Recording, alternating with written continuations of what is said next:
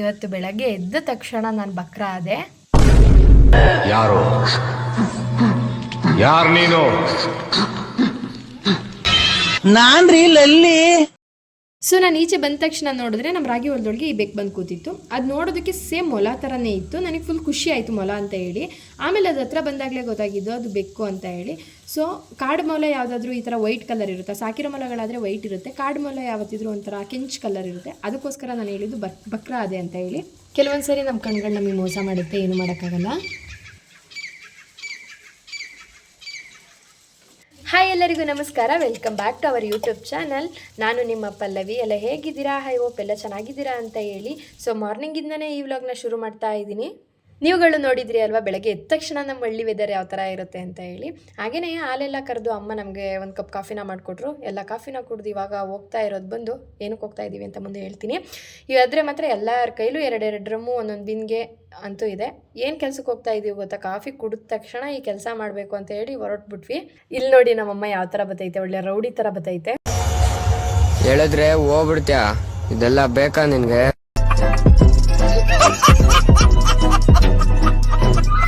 ಹಾಗೆಯೇ ಒಬ್ಬರು ಅಕ್ಕ ಕಮೆಂಟ್ ಮಾಡಿದರು ನನಗೆ ಒಂದು ವೀಡಿಯೋದಲ್ಲಿ. ಸೊ ಇಷ್ಟು ಬಿಸಿಲಲ್ಲೆಲ್ಲ ಕೆಲಸ ಮಾಡ್ತಿರಲ್ವ, ಸ್ಕಿನ್ ಹಾಳಾಗುತ್ತೆ ಅಂತ ಬೇಜಾರಾಗಲ್ವಾ ಅಂತ ಸಮಥಿಂಗ್ ಏನೋ ಇತ್ತು. ಸೊ ಇದು ವ್ಲಾಗ್ನ ನಾನು ಮಾಡಿರೋದು ಬಂದು ಅಮ್ಮನ ಮನೆಗೆ ಹೋಗಿದ್ದು ನೆಕ್ಸ್ಟ್ ಡೇ. ನನ್ನ ಸ್ಕಿನ್ ಯಾವ ಥರ ಇದೆ ಅಂತ ನೋಡಿ. ಹಾಗೆಯೇ 3 ವ್ಲಾಗು ಅಮ್ಮನ ಮನೆಯಲ್ಲೇ ಮಾಡಿದ್ದೀನಿ. ಲಾಸ್ಟ್ ವ್ಲಾಗಲ್ಲಿ ಗೊತ್ತಾಗ್ತದೆ ನನ್ನ ಸ್ಕಿನ್ ಎಷ್ಟು ಹಾಳಾಗಿದೆ ಅಂತ ಹೇಳಿ. ಸೊ 3 ವ್ಲಾಗ್ನ ಮಿಸ್ ಮಾಡ್ಕೋಬೇಡಿ. ನಾನು ಅಲ್ಲಿಗೆ ಹೋದೊಂದು 2 ಡೇಸ್ ಅಷ್ಟೇ ಆ ಸ್ಕಿನ್ನು ನನಗೆ ಹೇಗಿರುತ್ತಾಗಿರೋದು. ಅದಾದಮೇಲೆ ಬಿಸಿಲಿಗಂತೂ ತುಂಬಾ ಟ್ಯಾನ್ ಆಗಿರುತ್ತೆ. ನಂದು ಡ್ರೈ ಸ್ಕಿನ್ ಆಗಿರೋದ್ರಿಂದ ಎಷ್ಟು ಬೇಗ ಸ್ಕಿನ್ ಹಾಳಾಗಿರುತ್ತೋ ಅಷ್ಟೇ ಬೇಗ ಅದು ಸರಿ ಹೋಗುತ್ತೆ. ಹಾಗಾಗಿ ಅಷ್ಟೊಂದೇನು ತಲೆ ಕೆಡಿಸ್ಕೊಳ್ಳೋದಿಲ್ಲ. ಅಂದರೆ ಹಳ್ಳಿಯಲ್ಲಿ ಇದೆಲ್ಲ ಮಾಮೂಲಿ ಕೆಲಸ ಇದ್ದಿದ್ದೆ, ಮಾಡಲ್ಲ ಅಂತ ಏನು ಕೂರೋದಿಲ್ಲ. ಹೋದಾಗೆಲ್ಲ ಕೆಲಸ ಮಾಡ್ತಿರ್ತೀನಿ. ಸೊ ಸ್ಕಿನ್ ಹಾಳಾಯ್ತಿರುತ್ತೆ, ಮಾತಾದು ಸರಿ ಹೋಗ್ತಾ ಇರುತ್ತೆ. ನಾವಿಲ್ಲಿ ಕಣ ಮಾಡಬೇಕಾಗಿತ್ತು, ಅದಕ್ಕೆ ಬೆಳಗ್ಗೆನೇ ಬಂದಿರೋದು. ಅಲ್ಲತ್ರ ಎಲ್ಲ ಡ್ರಮ್ಗಳನ್ನ ತೊಗೊಂಡು ಬಂದು ನೀರು ತುಂಬಿಸ್ಕೊಂಡು ಕಣ ಮಾಡಬೇಕು ಇವತ್ತು ರಾಗಿ ಹುಲ್ ಬಡಿಯೋದಕ್ಕೆ. ಇವತ್ತು ಬೇರೆ ಬೆಳಗ್ಗೆ 4 ಗಂಟೆ, ಬೆಳಗಿನ ಜಾವ 4 ಗಂಟೆಗೇ ಕರೆಂಟ್ ಕೊಟ್ಟಿದ್ರು ಬಾವಿ ಲೈನ್ನ. ಹಾಗಾಗಿ ನಾವೊಂದು 6:30 ಹೊತ್ತಿಗೆ ಬಂದ್ವಿ. ಬಾವಿ ಲೈನ್ ಇದ್ದಾಗ ಅಂದರೆ ನೀರು ಚೆನ್ನಾಗಿ ಬೇಕು ಕಣ ಮಾಡೋದಕ್ಕೆ, ಅದಕ್ಕೋಸ್ಕರನೇ ಬಾವಿ ಲೈನ್ ಇದ್ದಾಗಲೇ ಕಣ ಮಾಡಬೇಕು. ಇನ್ನು ಪೈಪೆಲ್ಲ ಸೆಟ್ ಮಾಡಿಕೊಟ್ಟು ಅವ್ನು ನನ್ನ ತಮ್ಮ ಕೆಲ್ಸಕ್ಕೆ ಹೋದ. ನಾವು 3 ಜನ ಇದ್ದೀವಿ, ಏನು ಮಾಡ್ತೀವಿ, ಏನು ದಬಾಕ್ತೀವಿ ಅಂತ ನೋಡೋಣ. ಸೊ ನಮ್ಮ ಅಪ್ಪನ ಹೊಸ ಎಲ್ಲ ಇಟ್ಕೊಂಡು ಬಂದು ನೊಗ ಹಾಕತೈತೆ. ಇನ್ನು ನಾವು ಕಣ ಮಾಡೋದಕ್ಕೆ ಬಳಸ್ತಾ ಇದ್ದೀವಲ್ವ, ಅದು ಮರ, ಅದನ್ನು ನಮ್ಮ ತಾತನೇ ರೆಡಿ ಮಾಡಿರೋದು. ಕಣ ಮಾಡೋದಕ್ಕೆಲ್ಲ ಬೇಕಾಗುತ್ತೆ ಮರ ಹೊಡೆಯೋಕ್ಕೆ ಅಂತ ಹೇಳಿ. ಇದು ನಮ್ಮ ತಾತನೇ ಮಾಡಿಟ್ಟಿರೋದು. ತುಂಬಾ ಗಟ್ಟಿ ಇತ್ತು ಫ್ರೆಂಡ್ಸ್. ಹಾಗೆಯೇ ನಮ್ಮ ಅಪ್ಪನೂ ಕೂಡ ಅದನ್ನು ಚೆನ್ನಾಗಿ ಜೋಪಾನವಾಗಿ ಎತ್ತಿಟ್ಕೊಂಡೈತೆ. ಹಾಗೆಯೇ ಹೊಸದಾಗಿ ವಿಡಿಯೋನ ನೋಡ್ತಾ ಇದ್ದರೆ ಪ್ಲೀಸ್ ಸಬ್ಸ್ಕ್ರೈಬ್ ಮಾಡ್ಕೊಂಡು ವಿಡಿಯೋನ ನೋಡಿ. ವಿಡಿಯೋ ಇಷ್ಟ ಆದರೆ ಲೈಕ್ ಮಾಡಿ, ಹೇಗನ್ನಿಸ್ತು ಅಂತ ಹೇಳಿ ಕಮೆಂಟ್ ಮಾಡಿ, ಪೂರ್ತಿ ವಿಡಿಯೋನ ನೋಡಿ ಸಪೋರ್ಟ್ ಮಾಡಿ ಅಂತ ಕೇಳ್ತೀನಿ. ಹಾಗೆಯೇ ಯಾರೆಲ್ಲ ಪೂರ್ತಿ ವಿಡಿಯೋನ ನೋಡಿದ್ದೀರಾ ಮಿಸ್ ಮಾಡದೆ ಕಮೆಂಟ್ ಮಾಡಿ, ಎಷ್ಟು ಜನ ಪೂರ್ತಿಯಾಗಿ ವಿಡಿಯೋನ ನೋಡಿದ್ದೀರಾ ಅಂತ ನನಗೆ ಗೊತ್ತಾಗುತ್ತೆ. ಹಾಗೆಯೇ 1.11K ಸಬ್ಸ್ಕ್ರೈಬ್ ಕಂಪ್ಲೀಟ್ ಆಗೋದಕ್ಕೆ ಇನ್ನು 2 ಸಬ್ಸ್ಕ್ರೈಬರ್ ಬೇಕು. ಆದಷ್ಟು ಬೇಗ ನೋಡಿದವ್ರು ಪಟಪಟ ಅಂತ ಸಬ್ಸ್ಕ್ರೈಬ್ ಮಾಡಿಕೊಂಡು ಸಪೋರ್ಟ್ ಮಾಡಿ. ಯಾಕೆಂದರೆ ನಾನು ನಿಮ್ಮ ಮನೆ ಮಗಳಲ್ವಾ. ಸೊ ಅದಕ್ಕೋಸ್ಕರ ಸಪೋರ್ಟ್ ಮಾಡ್ತೀರಲ್ವಾ, ಮಾಡೇ ಮಾಡ್ತೀರಾ ಅಂತ ಗೊತ್ತು.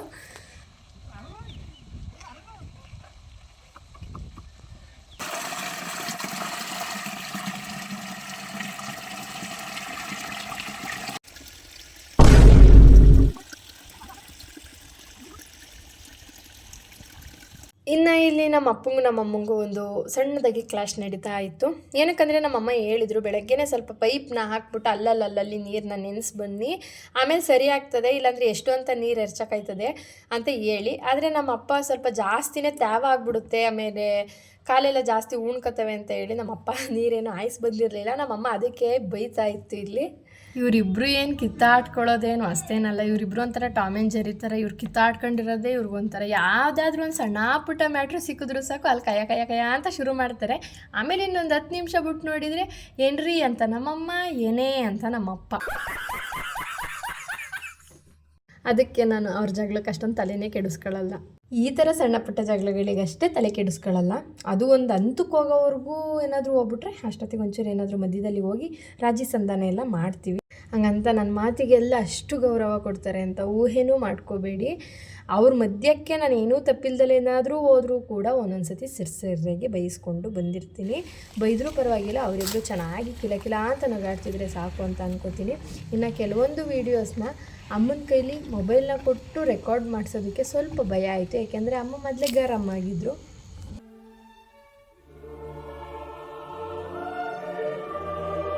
ಯಾರಿಗೇ ಆಗಲಿ ಆ ಕೆಲಸದ ಮಧ್ಯದಲ್ಲಿ ಹೋಗ್ಬಿಟ್ಟು ವೀಡಿಯೋ ಮಾಡ್ಕೊಡು ಅಂತ ತಲೆ ತಿಂತಿದ್ರೆ ನಿಜವಾಗ್ಲೂ ಎಂಥವ್ರೇ ಆಗಲಿ ಕೋಪ ಬಂದೇ ಬರುತ್ತೆ. ಅದರಲ್ಲೂ ನಮ್ಮಮ್ಮನಂತರಿಗೆ ಇನ್ನೂ ಬರುತ್ತೆ, ಜಾಸ್ತಿನೇ ಬರುತ್ತೆ. ಯಾಕೆಂದರೆ ನಾವು ಅಮ್ಮಗೆ ಫಸ್ಟ್ ಕೆಲಸ ಆಗ್ಬಿಡ್ಬೇಕು ಪಟ ಅಂತ ನಿಧಾನಕ್ಕೆಲ್ಲ ಮಾಡಿದ್ರೆ ನಮ್ಮ ಅಮ್ಮಂಗೆ ಅದಾಗೋದೇ ಇಲ್ಲ. ಅರ್ಧ ಕಣದಷ್ಟು ನೀರನ್ನ ಹಾಕಿದ್ದು, ಇನ್ನೊಂದು ಅರ್ಧ ಕಣ ಅಷ್ಟು ಇತ್ತು. ಬಾವಿ ಲೈನ್ನ ತೆಗೆದಿದ್ರು, ಕರೆಂಟ್ ಹೋಗಿತ್ತು. ಹಾಗಾಗಿ ತಿಂಡಿ ಟೈಮ್ ಆಗಿತ್ತಲ್ಲ ಅಂತ ನಮ್ಮ ಮರದಲ್ಲೇ ಬಿಟ್ಟಿದ್ದಂಥ ಒಂದು ಪಪಾಯ ಹಣ್ಣು ತಗೊಬಂದಿತ್ತು. ಅದನ್ನು ಕೂಡ ನಮ್ಮಮ್ಮ ಎಲ್ಲ ಸಿಪ್ಪೆ ತೆಗೆದು ಕೊಡ್ತಾಯಿದ್ರು ತಿನ್ನೋಕ್ಕೆ. ದೊಡ್ಡ ಡ್ರಮ್ ಆಗಿದ್ರೆ ಆಗ್ಬಿಡೋದು. ಏನಾಗ್ಲಿ ಕಣಕ್ಕೆ ನೀರು ಬಿದ್ದಂಗೆ ಆಗಕ್ಕಲ್ಲ ಕಣ್ಮಗ. ಡ್ರಮ್ಮಲ್ಲಿ ಎಷ್ಟೇ ತುಂಬ್ಕೊಂಡ್ರು ಯಾವ ಮೂಲೆ ಈ ಪಟಪಟ್ನಿಗೆ ಈ ಕಡೆ ನೀರು ಎರ್ಸಿದ್ವಲ್ಲ ಹಂಗೆ ಎರ್ಚ್ಕೊಟ್ಟಿದ್ರೆ. ಇಲ್ಲಿ ನಾವು 3 ಜನ ಕೂತ್ಕೊಂಡು ಪಪ್ಪಾಯ ಹಣ್ಣು ತಿನ್ಕೋ ಕಷ್ಟ ಸುಖ ಆಡ್ತಾ ಕೂತಿದ್ದೀವಿ. ನೋಡಿದ್ರೆ ಬೇರೆಯವ್ರ ಮನೆ ಬಾವಿಗಳೆಲ್ಲ ಆನ್ ಆಗಿದ್ದಾವೆ, ನಮ್ಮ ಮನೆವು 2 ಬಾವಿ ಕೂಡ ಆಫ್ ಆಗಿದ್ದಾವೆ, ಆನ್ ಆಯ್ತಿಲ್ಲ. ವೋಲ್ಟೇಜ್ ಏನಾದರೂ ಕಡಿಮೆ ಆಗಿದೆ ಅಂತೇಳಿ ಸ್ವಲ್ಪ ಹೊತ್ತು ಬಿಟ್ಟು ಆನ್ ಮಾಡೋಣ ಅಂತೇಳಿ ವೆಯ್ಟ್ ಮಾಡ್ತಾ ಇದ್ದೀವಿ. ಈಗೇನು ನೋಡ್ತಿದ್ರೆ ಈ ಜೋಳನ ಹಾಕುವಾಗ ವೀಡಿಯೋ ಮಾಡಿ ಹಾಕಿದ್ದೀನಿ ಒಂದು ವ್ಲಾಗ್ನ, ನೋಡಿಲ್ಲ ಅಂದರೆ ಎಂಡ್ ಸ್ಕ್ರೀನಲ್ಲಿ ಹಾಕ್ತೀನಿ ನೋಡಿ. ಸೊ ಇಲ್ಲಿಗೆ ಈಗ ಈ ಜಾಗಕ್ಕೆ ನಾವು ರಾಗಿ ಹಾಕಿದ್ದೀವಿ. ಅದು ಈಗೀಗ ಚೆನ್ನಾಗಿ ಬರ್ತಾ ಇದೆ. ಮಾತ್ರ ಜೋಳ ತುಂಬಾ ಚೆನ್ನಾಗಿ ಬಂದಿದೆ. ಹತ್ತಿರ 3.5 ಎಕರೆಗೆ ಹಾಕಿದ್ದೀವಿ ಜೋಳನ. ಆ ವ್ಲಾಗ್ನೂ ಹಾಕಿದ್ದೆ, ಬಟ್ ಅಷ್ಟೇನು ವ್ಯೂಸ್ ಬರಲಿಲ್ಲ. ತುಂಬ ಚೆನ್ನಾಗಿತ್ತು. ಎಂಡ್ ಸ್ಕ್ರೀನಲ್ಲಿ ಹಾಕ್ತೀನಿ ಆ ವ್ಲಾಗ್ನ, ಒಂದ್ಸರಿ ಚೆಕ್ ಮಾಡಿ ಟೈಮ್ ಇದ್ದರೆ. ತುಂಬಾ ಚೆನ್ನಾಗಿತ್ತು ಅದು ಕೂಡ. ಆಲೆ ಮ್ಯಾತೆ ಎಲ್ಲ ಚೆನ್ನಾಗಿ ಬಂದಿದ್ದಾವೆ. ಸೊ ಅದು ಅಪ್ಕಮಿಂಗ್ ವ್ಲಾಗ್ಸಲ್ಲಿ ತೋರಿಸ್ತೀನಿ ಮ್ಯಾತೆ ಯಾವ ಥರ ಬಂದಿದ್ದಾವೆ ಅಂತೆಲ್ಲ. ಈಗ ಸುಮ್ಮನೆ ಹಂಗೆ ಒಂದು ರ್ಯಾಂಡಮಾಗಿ ಒಂದು ವೀಡಿಯೋ ಮಾಡಿದೆ, ಸುಮ್ಮನೆ ಕೂತಿದ್ನಲ್ಲ ಅಂತ ಹೇಳಿ. ನಮ್ಮ ಅಮ್ಮಂಗೂ ನಮ್ಮ ಅಪ್ಪಂಗೂ ಒಂದು ಚಿಂತೆ ಆದರೆ ನನಗೆ ಒಂದು ಚಿಂತೆ. ಅವರೇನೋ ಯೋಚನೆ ಮಾಡಿದರೆ ನಾನು ಇಲ್ಲಿ ವೀಡಿಯೋ ಮಾಡ್ತಾ ಕೂತಿದ್ದೀನಿ. ಅದೇನೋ ಹೇಳ್ತಾರಲ್ಲ, ಅಜ್ಜಿ ಗರ್ವಿ ಚಿಂತೆ ಆದರೆ ಮೊಮ್ಮಗಳಿಗೆ ಅದೇನೋ ಚಿಂತೆ ಅಂತೆ. ಮೊದಲು ಸರಿಯಾಗಿ ಮಾತಾಡೋದು ಕಲಿ. ಬಿಗ್ ಬಾಸ್ ಮನೆಗೆ ಕಳ್ಸೋಣ ಅಮ್ಮನ್ನ. ಹೋಗೋತ್ತಿಗೆ 1 ವರ್ಷ ಅಲ್ಲ 2 ವರ್ಷ ಇರುವತ್ತಿಗೆ ಬಿಗ್ ಬಾಸ್ ಮನೆಗೆ ಇಲ್ಲ, ಅಲ್ಲೇ ತೊಳ್ಕೊಂಡಿರ್ಬಿಡು ಮನೆಯಲ್ಲೂ. ಒಯ್ತೇನಮ್ಮ?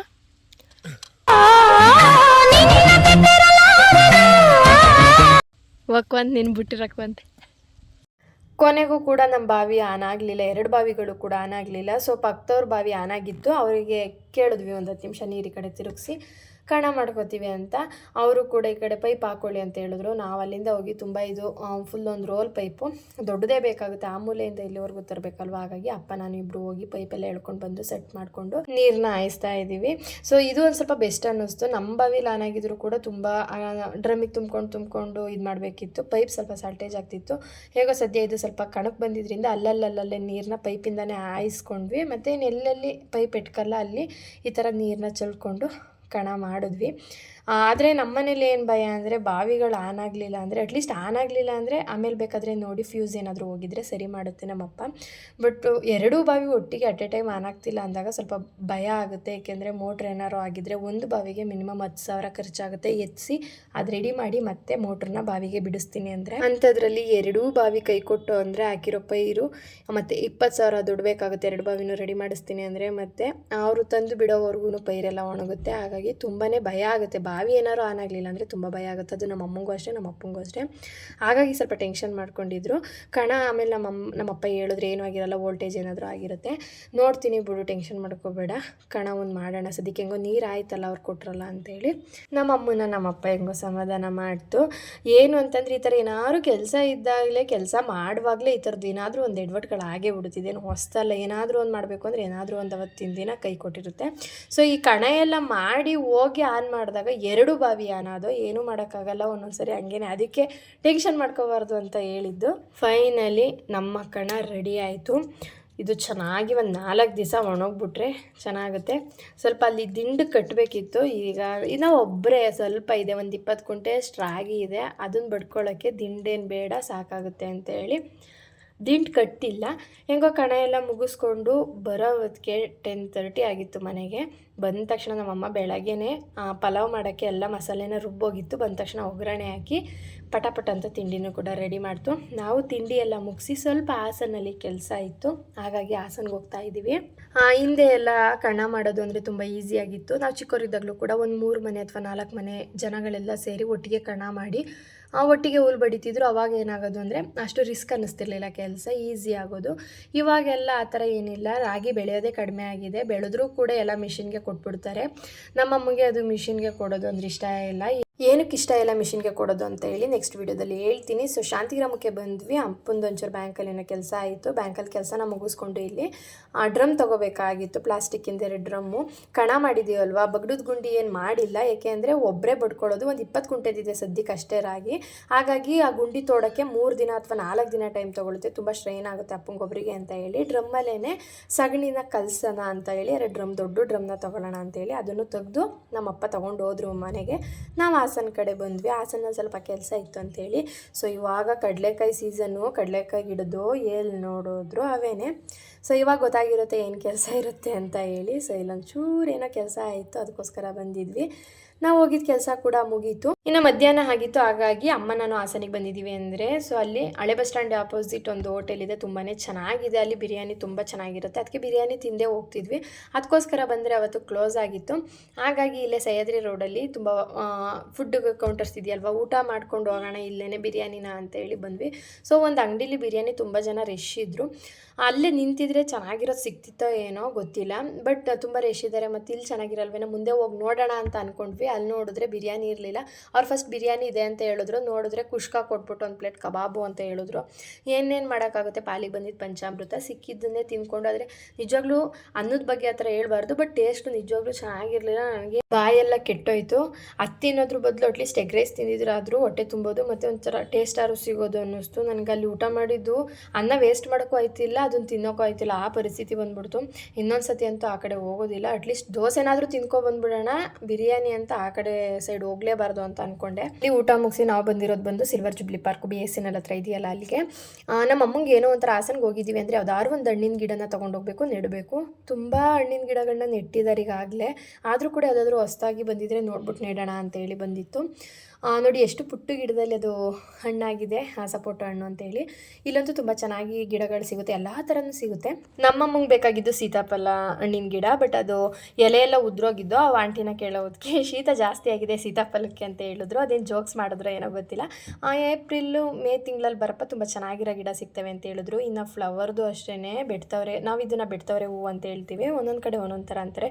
ತುಂಬ ಕಲರು ತುಂಬಾ ಚೆನ್ನಾಗಿ ಇತ್ತು. ಬಟ್ ನಾವು ಹೂವಿನ ಗಿಡ ಏನೂ ತೊಗೊಳ್ಳಿಲ್ಲ. ಹಣ್ಣಿಂದ ಒಂದು 2-3 ಥರದ ಗಿಡನ 2 ತೊಗೊಂಡ್ವಿ. ಅದು ಕಿತ್ತಲೆ ಹಣ್ಣಿಂದ ಆ ಥರದ್ದೇನೋ ತೊಗೊಂಡು ಹೊರಟ್ವಿ. ಸೀತಾಫಲ ಸಿಗಲಿಲ್ಲ. ಹಾಗೆಯೇ ಈಗ ತೋರಿಸ್ತಿದ್ದೀನಲ್ಲ ಈ ಬಿಲ್ಡಿಂಗ್ ಬಂದು ನಾನು ಓದಿದಂಥ school CKS girls high school. So ಅದು ಅಲ್ಲಿ ಪಾರ್ಕಲ್ಲಿ ಕಾಣಿಸ್ತಿತ್ತಲ್ಲ ಅಂತೇಳಿ ಅದೊಂಚೂರು ಆ್ಯಡ್ ಮಾಡಿಕೊಂಡೆ. ಸೊ ಬಸ್ ಹತ್ತಿ ಶಾಂತಿಗ್ರಾಮಕ್ಕೆ ಬಂದು ಆ ಗಿಡ ಇಟ್ಕೊಂಡು ಆ ಬಿಸಿಲು ಹೆವಿ ಬಿಸಿಲಿತ್ತು. ಆಮೇಲೆ ತುಂಬಾ ಬಾಯಾರಿಕೆ ಅನ್ನಿಸ್ತಿತ್ತು. ಸೊ ಇಬ್ಬರು ಬಂದು ಒಂದೊಂದು ಜ್ಯೂಸ್ ಕುಡ್ದು. ಅಲ್ಲೂ ಕೂಡ ನಮ್ಮಮ್ಮ ಗಿಡದ್ದೇ ಯೋಚನೆ ಎಲ್ಲೋ ಏನೋ ಅಂತ. ಇನ್ನು ಮನೆಗೆ ಸ್ವಲ್ಪ ತರಕಾರಿ ಬೇಕಾಗಿತ್ತು, ಹಾಗಾಗಿ ತರಕಾರಿನೂ ಕೂಡ ತೊಗೊಂಡು ಮನೆ ಕಡೆ ಬಂದ್ವಿ. ನಮ್ಮ ಮನೆ ನಿಮಗೆ ವೀಡಿಯೋಸ್ ನೋಡಿರೋರಿಗೆ ಗೊತ್ತಿರುತ್ತೆ, ಸ್ವಲ್ಪ ತೋಟದ ಮನೆ ಅಂತಲೇ ಹೇಳ್ಬೋದು. ತೋಟದ ಸ್ಥಳದಲ್ಲಿರೋದು. ಗಾಡಿಗಳಲ್ಲಿ ಹೋಗೋದೇ ಸ್ವಲ್ಪ ಕಷ್ಟ ಆಗ್ತದೆ ಮನೆ ಹತ್ರ, 2 ವೀಲರ್ ಆದರೆ ಮಾತ್ರ. ಹಾಗಾಗಿ ಸ್ವಲ್ಪ ದೂರದಲ್ಲೇ ನಮ್ಮಪ್ಪ ನಮ್ಮನ್ನು ಇಳಿಸ್ಬಿಟ್ಟು ನೆಡ್ಕೊಬನ್ನಿ ಅಂತೇಳಿ ನಮ್ಮಪ್ಪ ಮಾತ್ರ ಹೋಗ್ತಾಯಿದ್ರು. ಸೊ ಅಲ್ಲಿಂದ ಬಂದ ತಕ್ಷಣ ನಮ್ಮಮ್ಮ ಪಾತ್ರೆ ಎಲ್ಲ ತೊಳಿತಾಯಿದ್ರು. ಇನ್ನು ಅಡಿಕೆ ಗಿಡ ಇದ್ದಾವೆ ಅಲ್ವ ನಮ್ಮವು, ಅದಕ್ಕೆ ಸುಣ್ಣ ಹೊಡಿಬೇಕಿತ್ತು. ಹಾಗಾಗಿ ಅರ್ಧ ಸುಣ್ಣ ಹೊಡೆದಿದ್ದಾರೆ, ಇನ್ನೊಂದು ಅರ್ಧ ಹೊಡಿಬೇಕಿತ್ತು. ಅದಕ್ಕೆ ಚೆನ್ನಾಗಿ ಮಿಕ್ಸ್ ಮಾಡು ಅಂತ ಹೇಳಿದರು.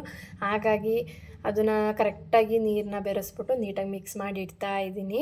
ನಮ್ಮಪ್ಪ ಬೆಳಗ್ಗೆ ತಂದಿದ್ದ ಡ್ರಮ್ನ ಅಲ್ಲಿ ಹೊಲದ ಹತ್ರ ಇಟ್ಟಿದ್ರು. ಅದನ್ನೇ 2 ತಂದು ಮನೆ ಹತ್ರ ಇಡ್ತಾ ಇದ್ದಾರೆ, ಒಳ್ಳೆ ಬಾಹುಬಲಿ ಥರ. ಅವ್ರಿಗೆ ಆ ಟೈಮಲ್ಲಿ ಏನು ಮಾತಾಡ್ತಾರೋ ಅವ್ರಿಗೆ ಜ್ಞಾನನೇ ಇಲ್ಲ. ಅವ್ರಿಗೆ ಅವ್ರ ಮಾತಿಗೆ ನಮಗೆ ಸಾಧ್ಯನಾ? ಆಮೇಲೆ ಇದು ಆಗಕ್ಕೆ ಸಾಧ್ಯನಾ? ಹಾಸನಿಂದ ಬರುವಾಗ ಈ ಡ್ರ್ಯಾಗನ್ ಫ್ರೂಟ್ನ ತೊಗೊಂಡು ಬಂದಿದ್ದೆ. ಒಂದು ಹಣ್ಣಿಗೆ 100 ರೂಪಾಯಿ ಏನೋ ಹೇಳಿದ್ರು. ಸೊ ನಮ್ಮ ಅಮ್ಮನ ಹತ್ರ ನಮ್ಮಮ್ಮ ಬೇಡ ಅಂದರೂ ಕೂಡ ಇಲ್ಲ ಇವತ್ತು ಟೇಸ್ಟ್ ಮಾಡಲೇಬೇಕು ಅಂತ ಹೇಳಿ ತರಿಸ್ಕೊಂಡಿದ್ದೆ. 100 ರೂಪಾಯಿ ಕೊಟ್ಟು ಒಂದು ಹಣ್ಣು. ತುಂಬ ಕೆಟ್ಟದಾಗಿತ್ತು. ಫಸ್ಟ್ ಟೈಮ್ ನಾನು ತಿಂತಾ ಇರೋದು. ಒಂಚೂರು ಸ್ವೀಟ್ ಅನ್ನೋದಿರಲಿಲ್ಲ, ಏನೂ ಫೀಲ್ ಆಗಲಿಲ್ಲ, ಸಪ್ಪೆ ಸಪ್ಪೆ ಅನ್ನಿಸ್ತಿತ್ತು. ಹಂಗಂತ ಹೇಳ್ಬಿಟ್ಟು ಚೆನ್ನಾಗಿಲ್ಲ ಕಣಮ್ಮ ಅಂದೆ. ಇನ್ನೆಲ್ಲಿ ವೇಸ್ಟ್ ಮಾಡ್ತಾಳೋ ಅಂದ್ಬಿಟ್ಟು ನಮ್ಮಮ್ಮ ಡ್ರ್ಯಾಗನ್ ಫ್ರೂಟ್ ಮರ್ಯಾದಿನೇ ತೆಗೆದಾಕ್ತು. ಆ ಒಂದು ಹಣ್ಣಿಗೆ 100 ರೂಪಾಯಿ ಕೊಟ್ಟಿದ್ದು ವೇಸ್ಟು ಅನ್ನಂಗೆ ಆ ಖಾರದ ಪುಡಿ ಮತ್ತು ಉಪ್ಪು ಹಾಕ್ಬಿಟ್ಟು ಈಗ ಒಂಚೂರು ತಿನ್ನೋ ಥರ ಐತೆ ಅಂತ ಹೇಳಿ ಕೊಟ್ಟರು. ವೇಸ್ಟ್ ಮಾಡೋಕ್ಕೆ ಮನಸ್ಸು ಇರಲಿಲ್ಲ, ಹಾಗಾಗಿ ಅದನ್ನೇ ತಿಂದೆ. ಈ ಸೀಬೆಹಣ್ಣನ್ನಾದರೂ ತಿಂದ್ಬಿಡ್ಬೋದು, ನಂಗೆ ಅದು ಡ್ರ್ಯಾಗನ್ ಫ್ರೂಟ್ ಇಷ್ಟನೇ ಆಗಿರಲಿಲ್ಲ. ಫಸ್ಟ್ ಟೈಮ್ ತಿಂದಿದ್ದು, ಬಟ್ ನಂಗೆ ಇಷ್ಟ ಆಗಲಿಲ್ಲ. ಇನ್ನು ಅಮ್ಮರು ಕೂಡ ಯಾವತ್ತೂ ತಿಂದಿರಲಿಲ್ಲ, ಇನ್ನು ಲೈಫಲ್ಲೂ ತಿನ್ನಲ್ಲ ಅಂತ ಗೊತ್ತಾಗೋಯ್ತು. ಟೈಮ್ ಆಲೆ 4:30-5 ಗಂಟೆ ಹತ್ತತ್ರ ಆಯಿತಾ. ಇನ್ನು ಬೆಳಗ್ಗೆ ಒಂದು ಕಡೆ ಜಟ್ಟು ಹೊಡೆದಿತ್ತು ನೀರು, ಅದಕ್ಕೆ ಇದನ್ನು ಬೇರೆ ಕಡೆ ಎತ್ತಿಡೋಣ ಅಂತೇಳಿ ಪೈಪ ಬೇರೆ ಕಡೆ ಸೆಟ್ ಮಾಡ್ತಾರೆ. ಮತ್ತೆ ಬೆಳಗಿನ ಜಾವ 4 ಗಂಟೆಗೆ ಕರೆಂಟು. ಇನ್ನು ಅಲ್ಲಿ ಹಾಸನಿಂದ ತಂದಿದ್ದೀವಲ್ಲ ಹೂವಿನ ಗಿಡ, ನಮ್ಮ ಅಮ್ಮಂಗೆ ಅದನ್ನು ಭೂಮಿಗೆ ಹಾಕ್ಬಿಡ್ಬೇಕು. ಅದು ಏನಾದರೂ ಕಣ್ಣಿಗೆ ಕಂಡಿದ್ದ ಕೆಲಸ ಅವತ್ತೇ ಮಾಡಿಬಿಡ್ಬೇಕಿಲ್ಲ. ನಮ್ಮ ಅಮ್ಮಂಗೆ ತಿಂದಿದ್ದನ ಅರ್ಗಲ್ಲ. ಅದು ಏನಾರ ಗೋಳು ಇಕ್ಕಂದಾದ್ರೂ ಪರವಾಗಿಲ್ಲ, ರೆಸ್ಟ್ ಮಾಡಬೇಕು ಅನ್ನೋದೇ ಇಲ್ಲ, ನಡಿ ಹಾಕಬೇಕು ಅಂತಲೇ. ಇನ್ನು ಬೆಳಗ್ಗೆ ಕಣ ಸಾರಿಸಿದ್ವಲ್ಲ ನೋಡಿ, ಇದು ಇಷ್ಟು ಒಣಗೈತೆ ಒಂದು ಕಾಲು ಹಸಿ. ಪಾಪ ನಮ್ಮ ಅಪ್ಪ ಬೆಳಗ್ಗೆ ಹಾಕೋಣ ಬಿಡೆ, ನೀರು ಒಂದು ಸ್ವಲ್ಪ ಆಯಿಸ್ಕೊಳ್ಳೋಣ, ಕಲ್ಲಾದಂಗೆ ಆಗೈತೆ ಅಂದರೆ, ಇಲ್ಲ ನಾನು ನೀರು ಒತ್ತಾದರೂ ಹೋಯ್ತೀನಿ, ಇವತ್ತೇ ನೆಡಬೇಕು ಅಂತ ಫಿಕ್ಸ್ ಆಗಿಬಿಟ್ಟಿತ್ತು ನಮ್ಮಮ್ಮ. ಅದಕ್ಕೆ ಆಯಿತು ಬಾರವ ಹೊರಳು ನೀನು ಅಂತೇಳಿ ನಮ್ಮಪ್ಪ ಕರ್ಕೊಂಡೋಗಿ ಗಿಡ ಹಾಕ್ತಾ ಐತೆ.